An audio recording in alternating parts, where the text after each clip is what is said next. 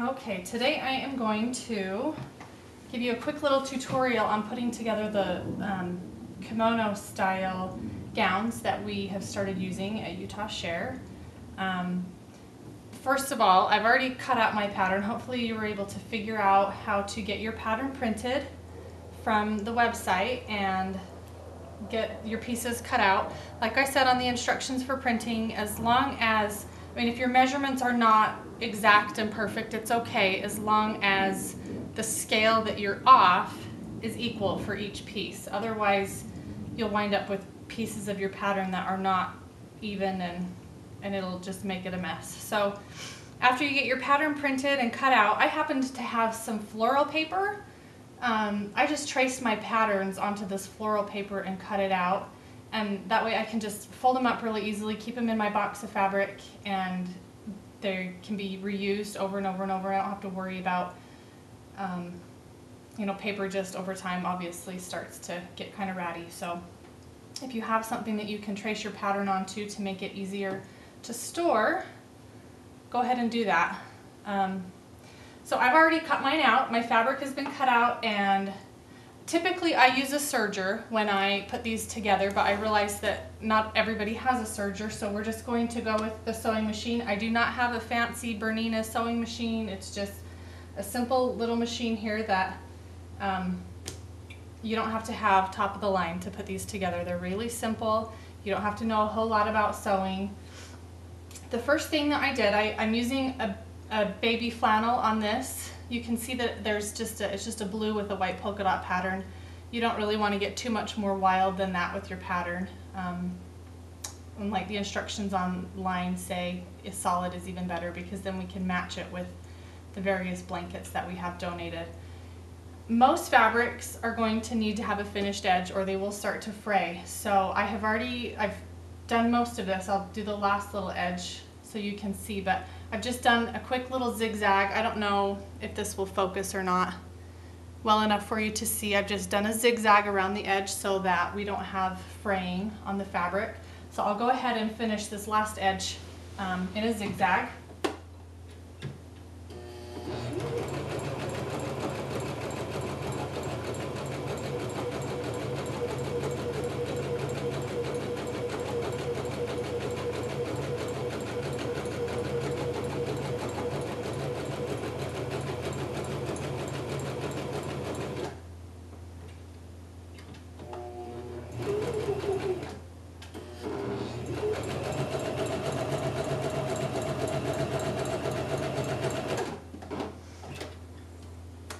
Okay, so I've got everything zigzagged now and ready to start putting together.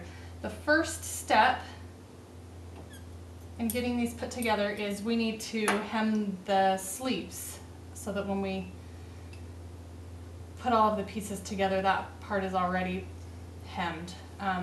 So you're going to need to iron the edge of the seam so that it all is even and lays flat. If you have a little, like I've got this little ruler tool, so that if you feel like you need that to stay even all the way around, that's fine. I don't use that very often. These aren't very long seams that we're working with, so it's fairly easy to just eyeball it. You'll just come over and iron really quick. Just a quick little iron. You don't have to be too fussy with it.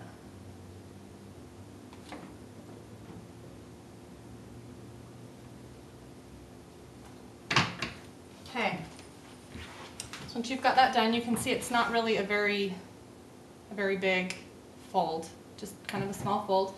Make sure that you switch your machine back to your straight stitch.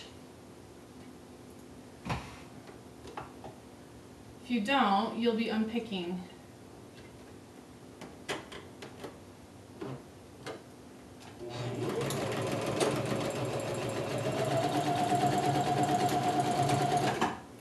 Then you'll just quickly go and do a straight stitch along that seam, finish it off on each of the sleeves.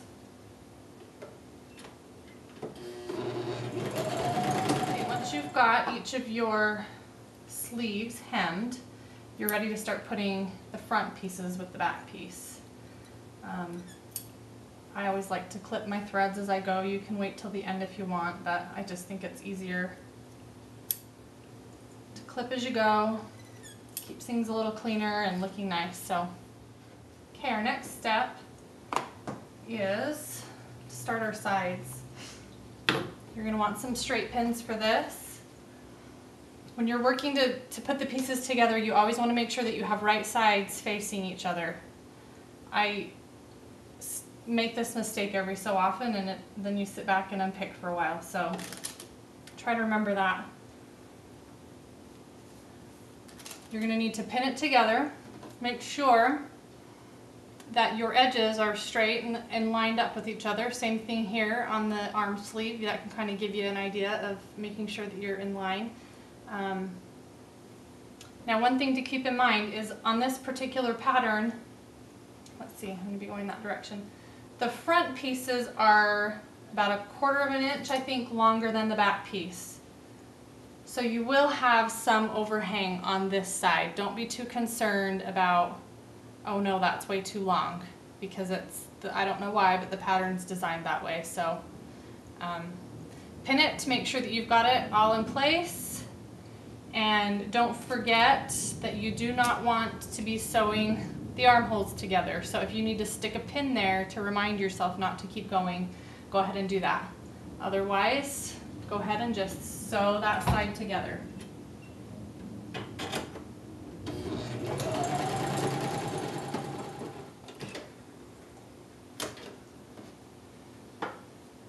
Go ahead and remove your pins, clip your threads.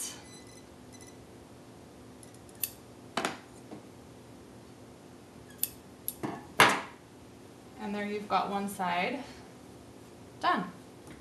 Just comes together pretty simple like that.